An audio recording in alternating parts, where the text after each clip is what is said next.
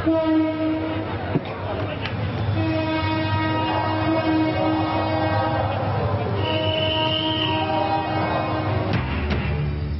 আনন্দ উপভোগে প্রিয়জনের কাছে ছুটছেন নগরবাসী। ছুটির প্রথম দিনেই ট্রেন, বাস, লঞ্চে ঘরমুখো মানুষের স্রোত।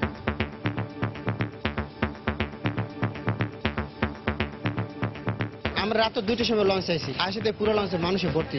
বাড়িতে লোকজন আছে, শ্বশুর শাশুড়ি আছে, ওদের সাথে ঈদ করতে যাবো, অনেক ভালোই লাগছে। পরিবার পরিজন নিয়ে ঈদ করার জন্য আসলে বাড়িতে যাওয়া, সেই উপলক্ষে ঈদটা একটা গেট টুগেদার হিসেবে কাজ করে। অন্য অনেকবারের চেয়ে আসলে এবার একটু কমফোর্টেবল লাগতেছে, হয়তো ভালোভাবে বাসায় পৌঁছাতে পারবো। ঢাকা টাঙ্গাইল মহাসড়কে তীব্র যানজট, ভোগান্তি চরমে। গতকাল 7:30টার সময় রওনা দিয়েছি চট্টগ্রাম থেকে, 4 লেন রাস্তা করেছে, তাও জ্যামের কারণে প্রত্যেকটা বাচ্চা অসুস্থ হয়ে গেছে। নিরসনে চেষ্টা চলছে জানালেন সড়ক পরিবহন মন্ত্রী। পুলিশকে বলা হয়েছে রং সাইডে যারাই যাবে তার বিরুদ্ধে, সাধারণ মানুষের বিরুদ্ধে যে ব্যবস্থা নেওয়া ঠিক একই ব্যবস্থা নেওয়া হবে। দেখছিলেন প্রধান শিরোনাম। দুপুরের সময় সঙ্গে আছে আমি ফয়সাল মোর্শেদ এবং আমি মিজানুর রহমান খবির। এবার অন্যান্য শীর্ষ সংবাদ। দেশের বিভিন্ন স্থানে কোরবানির হাটে বেড়েছে ক্রেতা সমাগম। ভালো দাম পাওয়ার আশা ব্যবসায়ীদের। সীমান্তবর্তী হাটে ভারতীয় গরু আশায় ক্ষোভ। প্রতি বর্গফুট গরুর চামড়ার দাম রাজধানীতে 50 ও ঢাকার বাইরে 40 টাকা নির্ধারণ। খাসির চামড়ার দাম সারা দেশেই 20 টাকা। ঈদের আনন্দ নেই, পদ্মার ভয়াবহ ভাঙনের শিকার কুষ্টিয়ার প্রায় 2000 পরিবারে। এখনো ঘুরে দাঁড়াতে পারেনি নদী পাড়ের মানুষ। সহায়তার আশ্বাস প্রশাসনের। কত সুন্দর জামা কিনছি, কেন সহ্য করবো, আল্লাহ করে কি করলো। এবং রাজধানীর সবুজ বাগে খোলা সেপটিক ট্যাঙ্কের ভেতরে পড়ে শিশুর মৃত্যু। আটক এক। কদমতলার ওয়াসা খালে পাওয়া গেল আরেক শিশুর লাশ।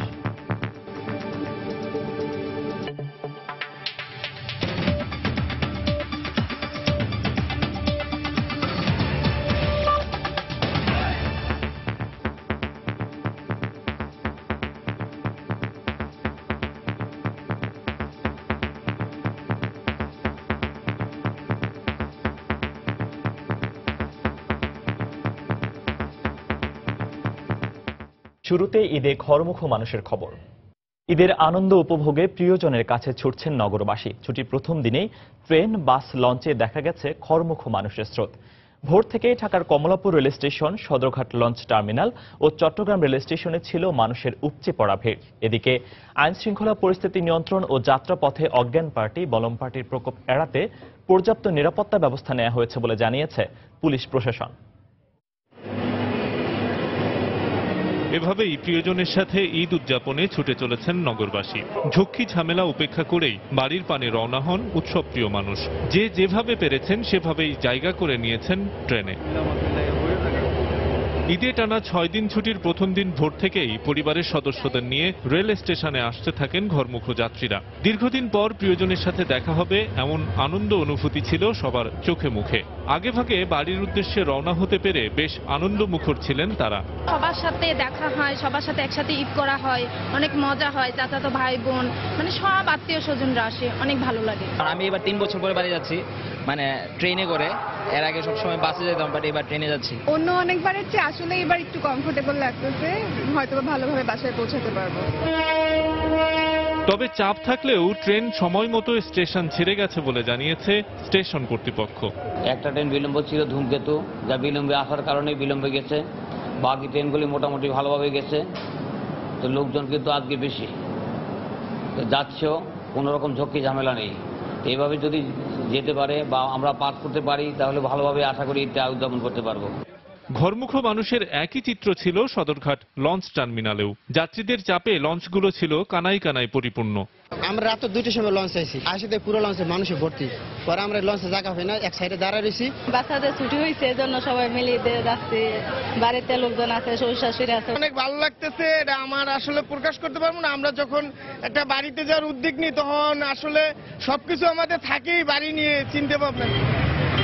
এদিকে গাবতলী, যাত্রাবাড়ি, সাইদাবাদ বাস স্ট্যান্ড থেকে নির্ধারিত সময়ের চেয়ে দেরিতে ছেড়ে গেছে বিভিন্ন গন্তব্যের বাস।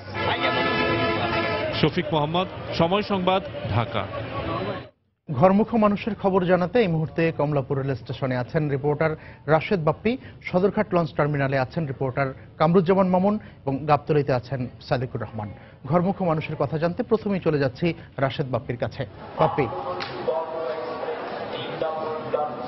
কবির, আপনি জানেন যে পবিত্র ঈদুল আজহার সরকার নির্ধারিত ছুটির আজ প্রথম দিন, আর এই প্রথম দিন উপলক্ষে কিন্তু মানুষের যে ঘরমুখী মানুষের কিন্তু প্রচন্ড ভিড় আমরা লক্ষ্য করছি সকাল থেকে কমলাপুর রেল স্টেশনে। সকালে যে অবস্থাটা আমি আপনাদেরকে জানিয়েছিলাম তার থেকে কিন্তু এখন একটু ব্যতিক্রম অবস্থা, কারণ সকালে যে আমরা এখানে এসে দেখেছি যে ট্রেনগুলো ছেড়ে যাচ্ছে, অধিকাংশ ট্রেন যাত্রীর চাপ থাকলেও কিন্তু তেমন একটি চাপ লক্ষ্য করিনি। তারপরেও দুপুর গড়াতে না গড়াতেই আমরা এখানে এসে দেখতে পেয়েছি যে কিন্তু প্রচন্ড যাত্রী চাপ, এমনকি অনেকগুলো ট্রেনের আমরা ছাদেও যাত্রী বহন করতে দেখেছি। আর এখন আমি আপনাকে জানাতে চাই যে কিছুক্ষণ আগেই এখান থেকে যে ট্রেনটি ছেড়ে গিয়েছে সেটি হচ্ছে মোহনগঞ্জ এক্সপ্রেস, মোহনগঞ্জের উদ্দেশ্যে। আর এর আগে আর কিছুক্ষণ পরে যে ট্রেনটি ছেড়ে যাওয়ার কথা রয়েছে সেটি হচ্ছে রাজশাহীর উদ্দেশ্যে ছেড়ে যাবে সিল্ক সিটি, যেটি 2:40 মিনিটে এখান থেকে কমলাপুর রেল স্টেশন ছেড়ে রাজশাহীর উদ্দেশ্যে চলে যাওয়ার কথা রয়েছে। তাছাড়া আমরা এখানে সকালে এসে যে বিষয়টি লক্ষ্য করেছি, অন্যান্য সময় ঈদে যেভাবে শিডিউল বিপর্যয় আমরা লক্ষ্য করি তেমন কোনো শিডিউল বিপর্যয় এখানে লক্ষ্য করিনি। যদিও সকালবেলা কয়েকটি ট্রেন কিছুটা দেরি করেই এখান থেকে রওনা করেছে কমলাপুর থেকে। এর মধ্যে ধূমকেতু এক্সপ্রেস, যেটি রাজশাহীতে যাওয়ার কথা ছিল সকাল 6টায়, যেটি প্রায় 1.5 ঘন্টা লেট করে 7:30টার দিকে ট্রেনটি ছেড়ে যায়। এছাড়া আমি এখানে যাত্রীদের সঙ্গে কথা বলেছি, যাত্রীদের সঙ্গে কথা বলে যেমনটা জানতে পেরেছি তারা আমাদেরকে ঈদ আনন্দ ভাগাভাগি করে নেওয়ার যে উৎসাহ সেটি কিন্তু প্রকাশ করেছেন। যদিও তাদের একটু ক্লান্তি বা একটু কষ্ট রয়েই আছেই, কারণ তাদেরকে এখানে কিছুক্ষণ অপেক্ষা করতে হচ্ছে ট্রেনের জন্য। যদিও ভোগান্তি বা ক্লান্তি যাই থাকুক না কেন, মানুষ ঈদ আনন্দ উদযাপন করতে গ্রামের বাড়িতে যাবে, তাদের পরিবার পরিজনের সঙ্গে ঈদ ভাগাভাগি করে নেবে ঈদ আনন্দ, সেই তৃপ্তিটাই কিন্তু তাদের মধ্যে আমরা বেশি লক্ষ্য করেছি। এছাড়া আরেকটা বিষয় আমি জানাতে চাই যে কমলাপুর রেল স্টেশন থেকে এবার আজ সারা দিনে সকাল থেকে মোট 29টি ট্রেন ছেড়ে গিয়েছে। এছাড়া আজ এখন পর্যন্ত 2টা পর্যন্ত 29টি ট্রেন ছেড়ে গিয়েছে, আর সারাদিনে 69টি ট্রেন ছেড়ে যাওয়ার কথা রয়েছে। আর এখানকার কর্তৃপক্ষ আমাদেরকে যেমনটা জানিয়েছেন যে প্রতিদিন 50 থেকে 60 হাজার যাত্রী পরিবহনের তারা বিশেষ ব্যবস্থা করেছে, এবং তারা এমনটা আমাদেরকে বলেছেন যে যেভাবে তারা যাত্রী বহন করছেন এরা যদি অব্যাহত থাকে তাহলে সুষ্ঠুভাবেই ঈদ উদযাপন করতে পারবে মানুষজন। আর আরেকটা বিষয় কবির, আমাদের সদরঘাটে রয়েছেন রিপোর্টার কামরুজ্জামান মামুন। দক্ষিণাঞ্চলের মানুষজন কিভাবে গ্রামে যাচ্ছেন সেটি জানার জন্য আমরা চলে যাব মামুনের কাছে। মামুন। বাপি, ধন্যবাদ আপনাকে। জানিয়ে রাখি যে সকাল থেকে এখন পর্যন্ত এই মুহূর্তে এই সদরঘাট লঞ্চ টার্মিনালে সবচেয়ে বেশি যাত্রী চাপ রয়েছে, এবং আপনাকে জানাই দর্শক আপনাদেরকে যে এখন কিন্তু সকাল থেকে যে পরিমাণ যাত্রী চাপ ছিল তার প্রায় 3 গুণ যাত্রী এখন এই সদরঘাট লঞ্চ টার্মিনালে অবস্থান করছে।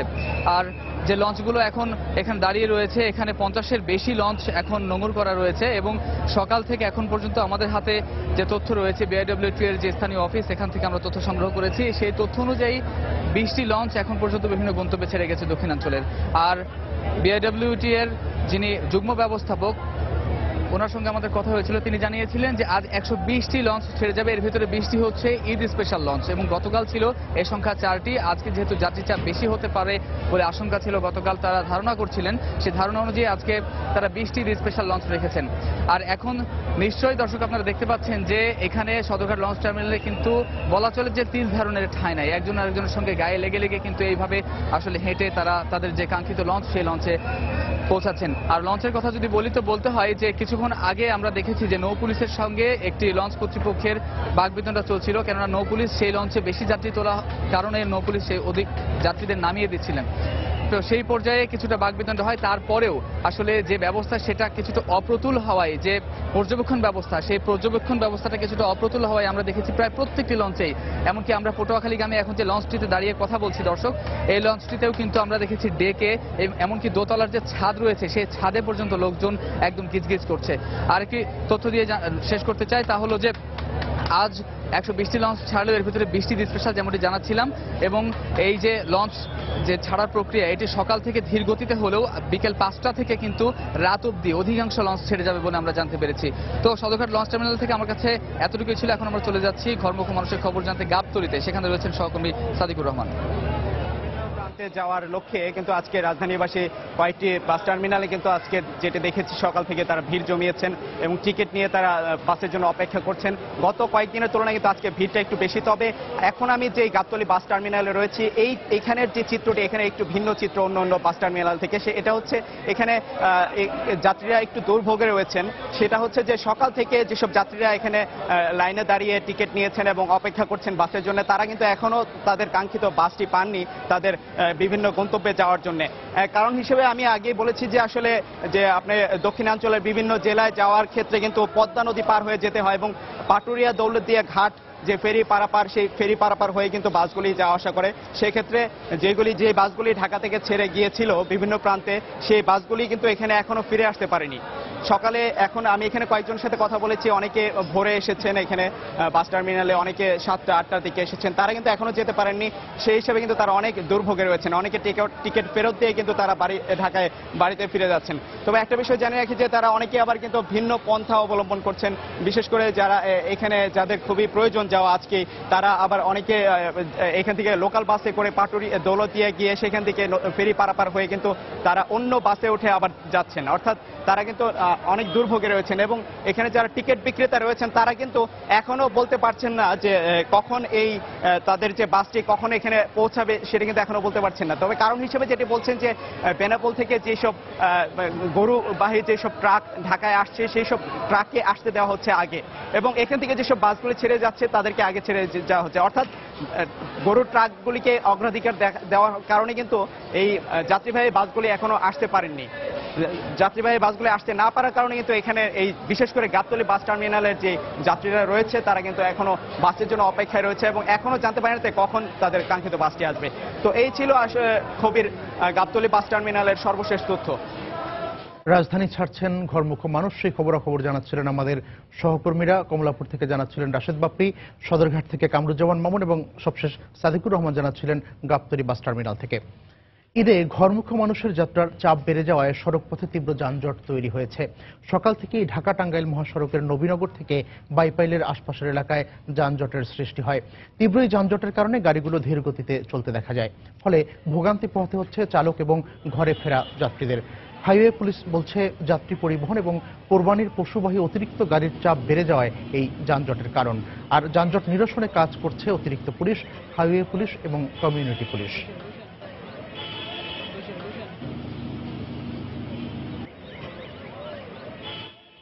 নবীনগর পার হওয়ার পরে ওখান থেকে এই পর্যন্ত 3 ঘন্টা থেকে জ্যামের মধ্যে আছে। জ্যামের কারণে প্রত্যেকটা বাচ্চা অসুস্থ হয়ে গেছে। বাসায় যাওয়া তো মনে হচ্ছে আরো 72 ঘন্টা লাগবে। গতকাল 7:30টার সময় রওনা দিয়েছি চট্টগ্রাম থেকে, 4 লেন রাস্তা করেছে, তাও জ্যাম। অনেক রোদ আর গরম, গাড়ির অবস্থা ভিতরে ভালো না। গাড়ি ভাড়া 300 টাকা করে, তারপরে স্ট্যান্ডিং প্যাসেঞ্জার আছে গাড়ির ভিতরে অনেক। এদিকে ঈদে ঘরমুখ মানুষের চাপে তীব্র যানজট সৃষ্টি হয়েছে সড়ক পথে। এই মুহূর্তে গাজীপুরের চন্দ্রায় আছেন রিপোর্টার রিজাজ শৌমিক। আমরা সরাসরি চলে যাচ্ছি তার কাছে। শৌমিক, ফয়সাল, ঘরমুখী মানুষের যে স্রোত শুরু হয়েছে রাজধানী থেকে, সেই স্রোত কিন্তু আমরা মহাসড়কে লক্ষ্য করছি এবং এর ফলশ্রুতিতে দেখতে পাচ্ছি যে মহাসড়কে প্রচুর সংখ্যক গণপরিবহন, বিশেষত যে দূরপাল্লার যে বাসগুলো রয়েছে। আপনি জানেন যে গাবতলী থেকে দক্ষিণবঙ্গ এবং উত্তরবঙ্গের যে বাসগুলো ছেড়ে যায় প্রায় 32টি জেলা, সেই 32টি জেলার গাড়িগুলো এখন এই বিশেষত নবীনগর থেকে যে ঢাকা টাঙ্গাইলগামী যে মহাসড়ক, সেই মহাসড়কটি ধরেছে। আপনি জানেন যে গত কয়েকদিন ধরে ঢাকা আরিচা মহাসড়কের যে পাটুরিয়ার যে ঘাট, সেই ঘাটে দুইটি পন্টন ভেঙে যাওয়ার কারণে সেখান থেকে যে গাড়িগুলো ওই সাইড দিয়ে যেত সেগুলো এখন এই ঢাকা টাঙ্গাইল মহাসড়কটি ধরেছে। যদিও সেখানে ইতিমধ্যেই সেই পন্টনটি সংস্কার করা হয়েছে, 4টি ঘাটই সচল রয়েছে, তারপরেও অনেকগুলো গাড়ি কিন্তু এই ঢাকা টাঙ্গাইল মহাসড়কটি ব্যবহার করছে, যার দরুন এই সড়কে অতিরিক্ত চাপ পড়েছে। এবং আপনি আমার সামনে দেখতে পাচ্ছেন যে মহাসড়কে যে যানজটটি রয়েছে সেটি থেমে থেমে চলছে, অর্থাৎ 5-10 মিনিট পরপর কিছু দূর যাওয়ার পরে আবার থেমে যাচ্ছে। এই কারণে আমরা প্রতিনিধিদের সঙ্গে কথা বলেছি, টাঙ্গাইল, সিরাজগঞ্জ যে প্রতিনিধিরা রয়েছেন আমাদের, তারা আমাদেরকে জানিয়েছেন যে পুরো পুরো এই যমুনা সেতু পর্যন্ত এই যানজট রয়েছে, যেটি শুরু হয়েছে নবীনগর এবং আমরা জানি যে সাভার থেকেও কিন্তু সেটি শুরু হয়েছে। এবং এই যানজটের আরেকটি অন্যতম কারণ হচ্ছে যে এই যে বিভিন্ন যে সড়কগুলো রয়েছে, সড়কের মুখে থেমে থেমে অনেক সময় লোকাল বাসগুলো তারা যাত্রী পরিবহন করছে এবং ইভেন দূরপাল্লার বাসগুলো কিন্তু সেই যাত্রী পরিবহন করছে। এছাড়াও যে গরুবাহী যে ট্রাকগুলো রয়েছে, যেগুলো ঢাকাতে গরু নামিয়ে দিয়ে পরবর্তীতে যেগুলো চলে যাচ্ছে, সেই কারণেও কিন্তু যানজট রয়েছে, যার দরুন মহাসড়কে প্রচন্ড যানজট কিন্তু আমরা লক্ষ্য করছি। তো এই ছিল মহাসড়কের সর্বশেষ খবর আমার কাছে। গাজীপুরের চন্দ্রা থেকে আমাদের সাথে সহযোগ দিয়েছিলেন সহকর্মী ইজাজ শমিক, জানাচ্ছিলেন মহাসড়কে সৃষ্টি হওয়া তীব্র যানজটের খবর। মহাসড়কে উল্টো পথে চলাচলকারী যানবাহনের মালিকদের বিরুদ্ধে কঠোর ব্যবস্থা নেওয়ার হুঁশিয়ারি দিয়েছেন সড়ক পরিবহন ও সেতু মন্ত্রী ওবায়দুল কাদের। সকালে গাজীপুরের তেন্তুই বাড়িতে আন্ডারপাস উদ্বোধন শেষে সাংবাদিকদের এ কথা জানান তিনি। এ সময় ঈদে খরমুখ মানুষের সুবিধার জন্য মহাসড়কে যানজট নিরসনে বিভিন্ন ব্যবস্থা নেওয়ার কথা জানান মন্ত্রী।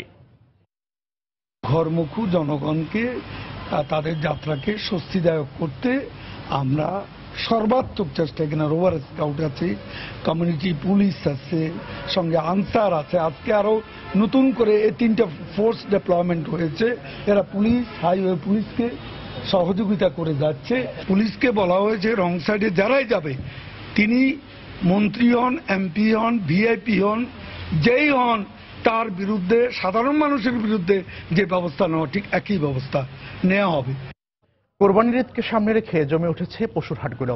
এই মুহূর্তে রাজধানীর বনানীর চেয়ারম্যান বাড়ির পশুর হাটে আছেন রিপোর্টার কামরুল হাসান সবুজ, চট্টগ্রামের বিবির হাটে আছেন সহকর্মী কমল দে এবং সিলেটের কাজীর বাজার এলাকায় আছেন রিপোর্টার আব্দুল আহাদ। হাটের খবর জানতে আমরা প্রথমেই চলে যাচ্ছি কামরুল হাসান সবুজের কাছে। সবুজ, কবির কোরবানির পশুর হাটের খবরাখবর জানাচ্ছিলাম সকাল থেকে। তো এই মুহূর্তে বনানী চেয়ারম্যান বাড়ির টিএনটি মাঠের যে পশুর হাটের হাল চিত্র, সেটা হচ্ছে এখন শুক্রবার, আজকে এখন জুমার সময়, জুমার নামাজের পর ক্রেতার এখনো কিন্তু এখন সেইভাবে কিন্তু ক্রেতার সমাগম নাই, অর্থাৎ ক্রেতার দেখা নাই। অর্থাৎ এখন যারা আছেন তারা বিক্রেতারা, তারা বেশ গরমের সময়, দুপুরের সময় যেভাবে আলস্য কাটাচ্ছেন সেভাবে কাটাচ্ছেন এবং যে গরুর বিভিন্ন পরিচর্যার মধ্যে দিয়ে কিন্তু তারা এই সময়টা পার করছেন। এবং আজকে সকাল থেকে এখানে খুব গরু বিক্রি হয়েছে তেমনটা না, এখন পর্যন্ত বিক্রি হয়েছে 11টা গরু, আমরা হাট কর্তৃপক্ষের কাছে এমন তথ্য পেয়েছি। আর এখনো বিভিন্ন জেলা থেকে, বিভিন্ন জায়গা থেকে কিন্তু ট্রাকে করে গরু এই হাটে আসছে এবং এই হাটটি নতুন করে এই জায়গাতে বসেছে। তো সেই জায়গা থেকে এই হাটে যারা এসেছে তাদের কিন্তু একটু প্রত্যাশা অন্যরকম, একটু বেশি, যেহেতু এই এলাকাতে একটু ধনী লোকজনের বসবাস, সেই জায়গা থেকে কিন্তু তারা একটু প্রত্যাশা করছেন একটু বেশি দামে তারা বিক্রি করতে পারবেন। এবং তারা কিন্তু তাদের একটু জায়গা আছে, দাবির জায়গা আছে, যেহেতু এবার দেশি গরু এবং দেশি গরুর দিকে মানুষজন ঝুঁকছেন, অর্থাৎ তারা ক্ষতিকারক বিভিন্ন ওষুধ দিয়ে তারা এই গরুগুলো পুষেননি, পালেননি। তো সেই ক্ষেত্রে কিন্তু তারা দাম চাওয়ার ক্ষেত্রে একটু বেশি চাচ্ছেন। এবং এই মুহূর্তে তারা যেটা বলছেন বিক্রেতারা, যে এখন পর্যন্ত ক্রেতা সমাগম যা হচ্ছে তারা হচ্ছে বেশি দেখছেন এবং হচ্ছে দাম দর করছেন, তারা কিনবেন হয়তো আরো 2-1 দিন পরে। সেই হিসেবে হাট জমে ওঠার যে প্রত্যাশা, সেই প্রত্যাশাটা কিন্তু আগামী কাল থেকে কিংবা আজকে বিকেলের পর থেকে হয়তো ক্রেতা সমাগম হবে এবং যারা হচ্ছে বিভিন্ন দামে কিনবেন। তো এখন পর্যন্ত এই হাটে খুব বেশি দামের, যেমন লাখ টাকার উপরের দামের গরু আছে, লাখ টাকার নিচের দামের গরুও আছে এবং সেই জায়গা থেকে তারা বিভিন্ন দামে গরু বিক্রি করছেন এবং সেই বিক্রি করার জায়গা থেকে তারা এইভাবে বেশ নিরাপত্তার সাথে হাট ব্যবস্থা এখানে বেচা বিক্রি করবেন, সেই প্রত্যাশা আছে। তো আমরা এই মুহূর্তে চট্টগ্রামে কোরবানির পশুর হাটের খবরাখবর জানতে চলে যাচ্ছি কমলদের কাছে। ধন্যবাদ কামরুল। দেশীয় গরুতে জমজমাট ফুটে হয়েছে চট্টগ্রামের 8টি গরুর বাজার। বিশেষ করে দেশের উত্তরাঞ্চল এবং বৃহত্তর চট্টগ্রামের বিভিন্ন খামারে পালন করা বিশাল আকৃতির গরুগুলো নিয়ে আসা হয়েছে এখানকার 8টি হাটে। আমি এখন দাঁড়িয়ে আছি চট্টগ্রামের দ্বিতীয় বৃহত্তম হাট বিবির হাটে, যেখানে আমরা দেখতে পাচ্ছেন বিশাল আকৃতির সবগুলো গরু আনা হয়েছে। বিশেষ করে কুষ্টিয়া, মাগুরা, চাঁপাইনবাবগঞ্জ, রাজশাহী এবং বৃহত্তর চট্টগ্রামের কক্সবাজার, টেকনাফ হয়ে এই পাশ দিয়ে কাফতাই সহ বিভিন্ন খামারে পালন করা বড় বড় গরুগুলো আপনারা দেখতে পাচ্ছেন। আর এক্ষেত্রে কিন্তু যেহেতু দেশীয় গরু দাম কিছুটা বেশি রাখা হলো, তা সহনীয় পর্যায়ে রয়েছে বলে জানিয়েছেন এখানকার ব্যাপারীরা। বলছেন তারা পুরো 2 থেকে 3 বছর ধরে এসব গরু পালন করেছেন যত্ন সহকারে এবং তাদেরকে অর্থাৎ দেশীয় যে প্রযুক্তি, অর্থাৎ গরু মোটাতাজাকরণ যে প্রকল্পটি, সেরকম আওতায় অর্থাৎ দেশীয় খাবার বা ভেষজ খাবার খাওয়াই তাদেরকে গরুগুলো মোটাতাজাকরণ করা হয়, যে কারণে গরুর দাম কিছুটা বেশি রাখা হচ্ছে। বিশেষ করে আমরা দেখেছি 1 লাখ থেকে 6 লাখ টাকা দামের পর্যন্ত গরু রয়েছে। খামারিরা বলছেন যেহেতু গরুর খাদ্যদ্রব্যের দাম কিছুটা বেশি, সে কারণে গরুর দাম কিছুটা বেশি রাখা হচ্ছে। তবে যদি আগামী কয়েকদিন যদি গরুর সরবরাহ বাড়ে তাহলে হয়তো দাম আরো কিছুটা কমবে বলে তারা আমাদেরকে জানিয়েছেন। তারা বলছেন এখানে কিন্তু চট্টগ্রামে যে 8টি গরুর বাজার রয়েছে বিশাল আকৃতির, সবগুলো গরুর বাজারে কিন্তু দেশীয় গরুতে রয়েছে। অর্থাৎ তারা বলছেন যদি ভারত থেকে গরু না আসতো কিন্তু দেশের যে চাহিদা রয়েছে সেই চাহিদা দেশীয় গরু দিয়ে মেটানো যাবে। আপনি জানেন বৃহত্তর চট্টগ্রামে গত বছর 4,80,000 গরু কোরবানি দেওয়া হয়েছিল, এবারও সেরকম লক্ষ্যমাত্রা রয়েছে, অর্থাৎ 5 লাখের কাছাকাছি গরু কোরবানি হবে বৃহত্তর চট্টগ্রামে। আর তার পুরো গরুটির চাহিদা মেটানো হচ্ছে আমরা জানতে পেরেছি দেশীয় গরু দিয়ে। বিশেষ করে রাজশাহী দেশের উত্তরাঞ্চল হিসেবে পরিচিত রাজশাহী, চাঁপাইনবাবগঞ্জ এবং যে আশপাশে যে জেলাগুলো রয়েছে সেখান থেকে গরু আসছে এখানে। আমরা প্রতিদিন দেখেছি শত শত ট্রাকবাহী গরু কিন্তু গরুবাহী ট্রাকগুলো বিভিন্ন হাটে প্রবেশ করছে এবং সেখানে হাটে বিক্রি বাটাও কিছুটা বাড়ছে। অর্থাৎ দিন যত গড়াবে বিক্রি তত বাড়বে। তো এখন পর্যন্ত আমার কাছে ছিল চট্টগ্রামের গরুর বাজারের সর্বশেষ। সিলেটের গরুর বাজার খবর জানার জন্য চলে যাব সহকর্মী আহাদের কাছে। কমল, আপনাকে ধন্যবাদ। আসলে আজ শুক্রবার সিলেটে হচ্ছে পশুর হাট এমনিতেই, এবং আর মাত্র কয়েকদিন পরে মানে আগামী মঙ্গলবার হচ্ছে সিলেটে পবিত্র ঈদুল আজহা, এবং যেহেতু ঈদের দিন অত্যন্ত ঘনিয়ে এসেছে যে কারণে আজকে সিলেটে দেখা যাচ্ছে যে প্রতিটি পশুর হাটে ক্রেতা সমাগম বেড়ে গেছে এবং মানুষ আসলে শেষবারের মতো তাদের পশুটি কিনে নিচ্ছেন। তো আমি এখন যেখানে আছি আপনারা দেখতে পাচ্ছেন যে সিলেটের কাজিরবাজার পশুর হাটে, এটি হলো সিলেট বিভাগের সবচেয়ে বড় পশুর হাট, এবং এখানকার ইজারাদারের সাথে কথা বলেছি। তিনি বলেছেন যে ইতোমধ্যে এই হাটে 10,000-এরও বেশি গরু এসে ঢুকেছে এবং হয়তো আজ রাতে বা আজ সন্ধ্যা পরে এই গরুর সংখ্যা হয়তো 30 বা 40,000-এ হয়ে যাবে, এমনটি তিনি আমাদেরকে বলেছেন। তো আসলে আমি ক্রেতাদের সাথে কথা বলেছিলাম, প্রচুর ক্রেতা ইতোমধ্যে এসে এই হাটে এসে প্রবেশ করেছেন জুমার নামাজের পরে, এবং তারা তাদের পছন্দের গরু কেউ কিনে নিয়ে যাচ্ছেন, আবার অনেকে দেখে যাচ্ছেন যে তারা হয়তো সন্ধ্যা পরে এসে তাদের গরুটি তারা কিনে নিয়ে যাবেন। তো আসলে দাম কিছুটা বেশি ক্রেতারা একটি অভিযোগ করেছেন, কিন্তু বিক্রেতারা বলছেন যে সবগুলো গরু তারা সিরাজগঞ্জ, যশোর, কুষ্টিয়া এই জায়গা থেকে তারা নিয়ে এসেছেন, যে কারণে গরুর অনেক খরচ পড়ে গেছে তাদের গাড়ি ভাড়া সহ, এবং অনেক দিন থেকে এই গরুগুলো এই হাটে আছে, এই কারণেই কিছুটা বেশি রাখতে হচ্ছে। এবং যেহেতু এবার ভারতের গরু বাংলাদেশে আসেনি, যে কারণেই আসলে এই গরুর দাম বেশি তারা বলছেন। তবে একটি বিষয় আপনাদের জানিয়ে রাখি যে এবার সিলেট সিটি কর্পোরেশনের পক্ষ থেকে সিলেট শহরে 2টি হাটের ইজারা দেওয়া হয়েছিল আসলে অবৈধ হাট বন্ধ করার জন্য, কিন্তু সিলেটের যে কয়েদির মাঠ যে হাটটি সিটি কর্পোরেশন দিয়েছে সেই হাট নিয়ে গতকাল রাত থেকে অনেকটা সমস্যা হচ্ছে, এবং আসলে প্রভাবশালী সরকারদেরই একটি পক্ষ সেই হাটটি দখলে নেওয়ার চেষ্টা করছে, এবং সিটি কর্পোরেশন চাচ্ছে যে আসলে ইজারাদারকে সেই হাটটি বুঝিয়ে দিবে, কিন্তু সিটি কর্পোরেশন এখনো সেই কাজটি করতে পারেনি। এবং আসলে ইজারাদাররা যেমনটি বলছেন যে শহরে যে অবৈধ পশুর হাট বসেছে সেগুলোতে জোর করে গরু সেই হাটগুলোতে নিয়ে যাওয়া হচ্ছে, যে কারণে আসলে প্রকৃত যে ইজারাদার বা প্রকৃত হাটগুলোতে গরু নিয়ে আসতে পারছেন না ব্যাপারীরা, এমনটি অভিযোগ করেছেন আসলে ইজারাদাররা। কিন্তু প্রশাসনও আসলে এই বিষয়টি এখনো পর্যন্ত বন্ধ করতে পারেনি, যে অবৈধ হাটে গরু যারা নিচ্ছে তাদেরকে এখনো বন্ধ করতে পারেনি। তো আমার কাছে এখনো পর্যন্ত এই ছিল সিলেটের পশুর হাটের সবশেষ খবর। আব্দুল আহাদ জানাচ্ছিলেন সিলেট থেকে। এর আগে কমল দে চট্টগ্রাম থেকে এবং কামরুল হাসান সবুজ রাজধানীর কোরবানির পশুর হাটের খবর তারা জানাচ্ছিলেন আমাদের। দুপুরের সময় আরো থাকছে ঈদ উদযাপনে লন্ডন থেকে দেশে আসার হিড়িক প্রবাসীদের। চলতি মাসে ঢাকা লন্ডন রুটের ফ্লাইটে খালি নেই কোনো আসন।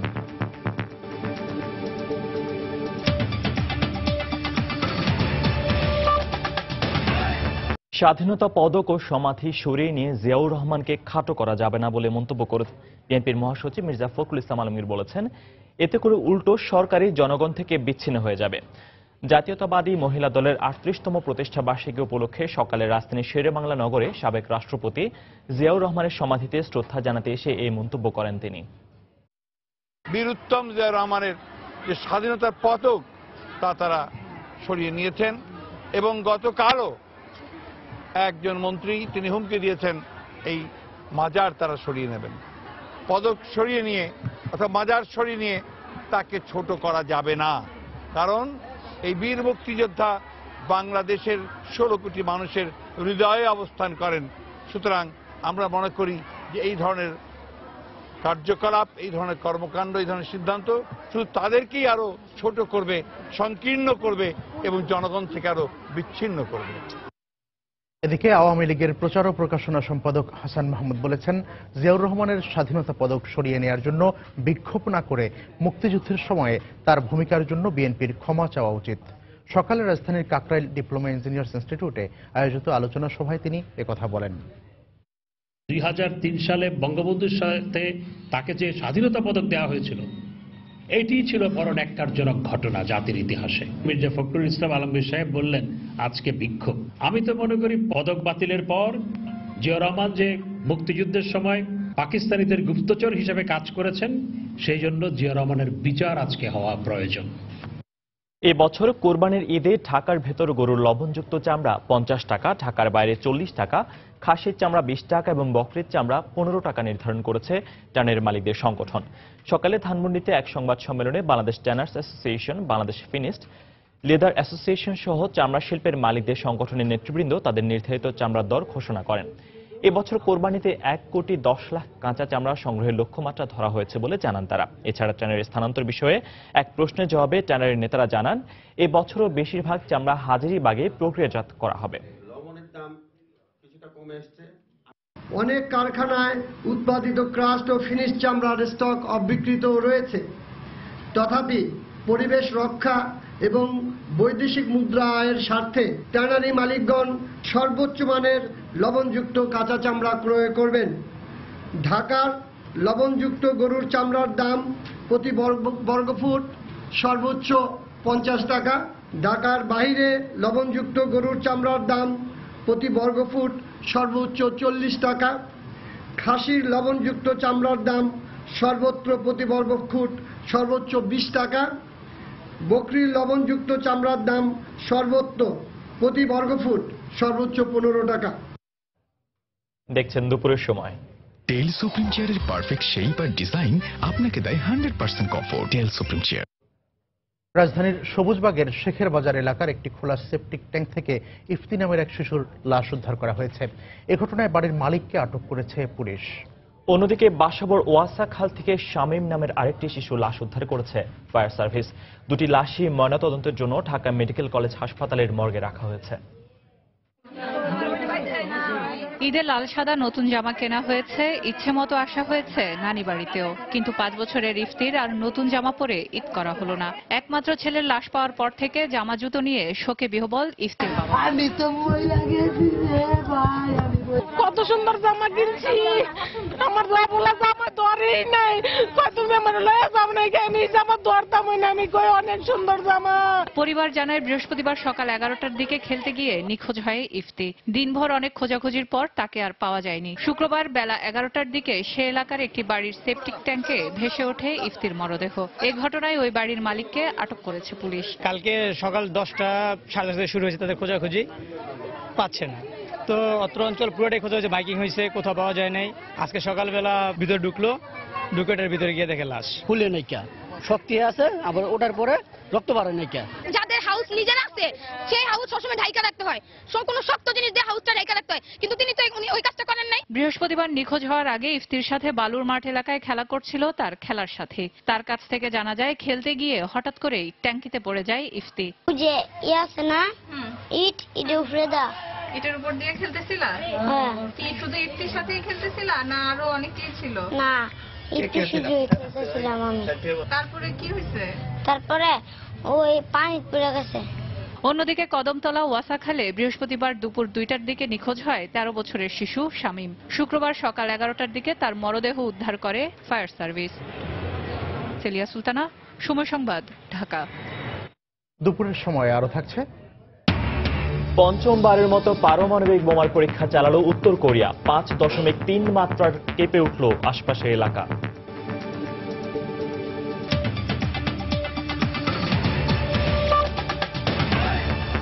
সাধারণত ঈদের সময়টাতে শহুরে মানুষ পরিবার পরিজন নিয়ে ঈদ করতে গ্রামমুখী হয়। ঠিক তেমনি প্রবাসীরাও ঈদের সময়টুকু স্বজনদের সঙ্গে কাটাতে ছুটে আসেন দেশে।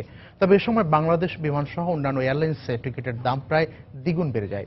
এরপরও দেশের টানে ছুটে আসছেন প্রবাসীরা। বিস্তারিত আমাদের লন্ডন প্রতিনিধি শোয়েব কবিরের রিপোর্টে। দেশে থাকা আত্মীয় স্বজনদের সঙ্গে ঈদের আনন্দময় সময়টুকু কাটাতে ব্রিটেন প্রবাসীদের মাঝে বাংলাদেশে যাওয়ার হিড়িক পড়েছে। কিছুদিন আগে ব্রিটেনের সামার হলিডে শেষ হলো, ঈদে বাংলাদেশমুখী হচ্ছেন অনেক প্রবাসী। টিকিটও অনেক চড়া দাম, তারপরেও কিনে নিলাম। এক সপ্তাহের জন্য যাব, ঈদ করব, বন্ধু বান্ধবের সাথে দেখা হবে। তবে প্রবাসের ব্যস্ত জীবনের মাঝে শত ইচ্ছা থাকলেও ঈদের সময়ে দেশে আসতে না পারার আক্ষেপও রয়েছে অনেক প্রবাসীর। 2 তারিখে হলিডে শেষ হয়েছে, যে কারণে সম্ভব না এবারও ঈদ করা। আমার খুব ইচ্ছা ছিল এবারও বাংলাদেশে গিয়ে ঈদ করবো সবার সাথে। সামার হলিডে কাটাতে যারা বাংলাদেশে গেছেন তাদের অনেকে ঈদ করেই ফিরে আসবেন। পাশাপাশি নতুন করে দেশে যাচ্ছেন আরো অনেক ব্রিটেন প্রবাসী। তাই পুরো সেপ্টেম্বর মাসে ঢাকা লন্ডন রুটের ফ্লাইটে কোনো আসেনি, খালি নেই বলে জানালেন এয়ার ট্রাভেলস ব্যবসায়ীরা। পুরো সেপ্টেম্বরটাই ঢাকা লন্ডন ফ্লাইটটা ফুললি বুকড। এতে বোঝা যাচ্ছে যে অনেক লোক দেশে যাচ্ছে। বিগত বছরগুলোতে হজ যাত্রীদের সুবিধার্থে লন্ডন ঢাকা রুটের ফ্লাইটগুলোতে অপেক্ষাকৃত ছোট বিমানে যাত্রী পরিবহন করা হতো, তবে এবার তা করা হয়নি। তাই যাত্রীরাও স্বাচ্ছন্দ্যে ভ্রমণ উপভোগ করছেন বলে জানান তিনি। পরিবার পরিজন ও আত্মীয় স্বজনদের সাথে কোরবানির ঈদ উদযাপন করতে বিপুল সংখ্যক প্রবাসী বাংলাদেশি দেশে যাচ্ছেন ঈদের আগে। তাই বাংলাদেশগামী ফ্লাইটগুলোতে কোনো সিটে এখন আর খালি নেই। প্রবাসীরা চাচ্ছেন ঈদ নির্বিঘ্নে উদযাপন করে যাতে নির্দিষ্ট সময়ের মধ্যে ব্রিটেনে ফিরে আসতে পারেন। শোয়েব কবির, সময় সংবাদ, লন্ডন। দেশের বাইরের খবর। পঞ্চমবারের মতো পারমাণবিক বোমার পরীক্ষা চালিয়েছে উত্তর কোরিয়া। এই পরীক্ষা সম্পূর্ণ সফল হয়েছে বলে জানিয়েছে পিয়ংইয়ং। এর প্রভাবে পরীক্ষাস্থল ও তার আশেপাশের এলাকায় 5.3 মাত্রার ভূকম্পন অনুভূত হয়। কৃত্রিম এই ভূমিকম্প শনাক্ত হওয়ার পর আনুষঙ্গিক তদন্তের ভিত্তিতে দক্ষিণ কোরিয়া ও জাপান জানায় ইতিহাসের সবচেয়ে বড় পারমাণবিক বোমার পরীক্ষা চালিয়েছে পিয়ংইয়ং। এর ফলে উত্তর কোরিয়ার উপর নিষেধাজ্ঞার পরিসীমা আরও বাড়বে এবং তাদেরকে বিচ্ছিন্ন করে রাখা হবে বলে হুঁশিয়ারি উচ্চারণ করেছেন দক্ষিণ কোরীয় প্রেসিডেন্ট পার্ক গেউন হাই। শুক্রবার উত্তর কোরিয়ার 68তম প্রতিষ্ঠাবার্ষিকীর মধ্যে এই পারমাণবিক পরীক্ষার খবর পাওয়া গেল।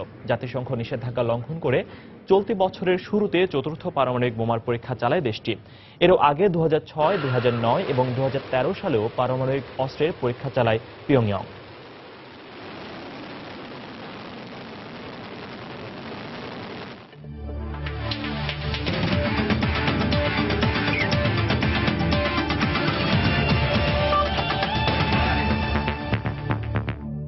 ইউএস ওপেন টেনিসের খবর। অঘটনের শিকার হলেন সেরেনা উইলিয়ামস। সেমিফাইনালে চেক প্রজাতন্ত্রের ক্যারোলিনা প্লিসকোভার কাছে হেরে আসর থেকে বিদায় নিলেন এই মার্কিন তারকা। 6-2 ও 7-6 গেমের জয়ে প্রথমবারের মতো কোনো গ্র্যান্ড স্ল্যামের ফাইনালে উঠেছেন প্লিসকোভা। এদিকে ক্যারোলিন ওজনিয়াকিকে হারিয়ে ফাইনাল নিশ্চিত করেছেন অ্যাঞ্জেলিক কেরবার। সেরেনার সামনে সুযোগ ছিল স্টেফি গ্রাফকে পেছনে ফেলে সর্বোচ্চ গ্র্যান্ড স্ল্যাম জয়ের রেকর্ড গড়ার। পুরো আসরে দাপটের সঙ্গে খেললেও সেমিফাইনালে শুরু থেকেই ছিল প্লিসকোভার দাপট। প্রথম সেটে দশম বাছাই প্লিসকোভা জয় পান 6-2 গেমে। দ্বিতীয় সেটে সেরেনা কিছুটা প্রতিরোধ গড়লে খেলা যায় টাই ব্রেকে, কিন্তু 7-6 গেমের জয়ে ক্যারিয়ারে প্রথমবারের মতো কোনো গ্র্যান্ড স্ল্যামের ফাইনালে নাম লেখান প্লিসকোভা। আর স্টেফি গ্রাফের সমান টানা 186 সপ্তাহ র্যাঙ্কিংয়ের শীর্ষে থাকার পর জায়গা হারান 34 বছর বয়সী সেরেনা। অন্যদিকে আরেক সেমিফাইনালে ক্যারোলিন ওজনিয়াকিকে 6-4 ও 6-3 গেমে হারিয়ে চলতি বছরের তৃতীয় গ্র্যান্ড স্ল্যাম ফাইনাল নিশ্চিত করেছেন অ্যাঞ্জেলিক।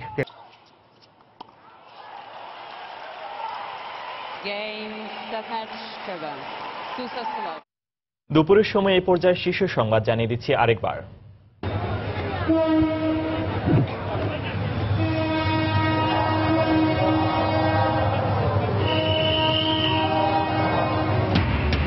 ঈদের আনন্দ উপভোগে প্রিয়জনের কাছে ছুটছেন নগরবাসী।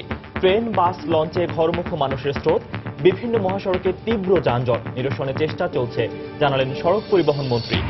দেশের বিভিন্ন স্থানে কোরবানির হাটে বেড়েছে ক্রেতা সমাগম। ভালো দাম পাওয়ার আশা ব্যবসায়ীদের। সীমান্তবর্তী হাটে ভারতীয় গরু আশায় ক্ষোভ। প্রতি বর্গফুট গরুর চামড়ার দাম রাজধানীতে 50 ও ঢাকার বাইরে 40 টাকা নির্ধারণ। খাসির চামড়ার দাম সারা দেশে 20 টাকা। ঈদের আনন্দ নেই। পদ্মার ভয়াবহ ভাঙনের শিকার কুষ্টিয়ার প্রায় 2000 পরিবারে। এখনো ঘুরে দাঁড়াতে পারেনি নদী পাড়ের মানুষ। সহায়তার আশ্বাস প্রশাসনের। কত সুন্দর জামা কিনছি, কেন সহ্য করবো? আল্লাহ কি করলো? এবং রাজধানীর সবুজবাগে খোলা সেপটিক ট্যাঙ্কের ভেতরে পড়ে শিশুর মৃত্যু। আটক এক। কদমতলার ওয়াসা খালে পাওয়া গেল আরেক শিশুর লাশ। এই ছিল দুপুরের সময়। যে কোনো খবর পেতে ভিজিট করুন সময়নিউজ.tv। সঙ্গে থাকুন সময়।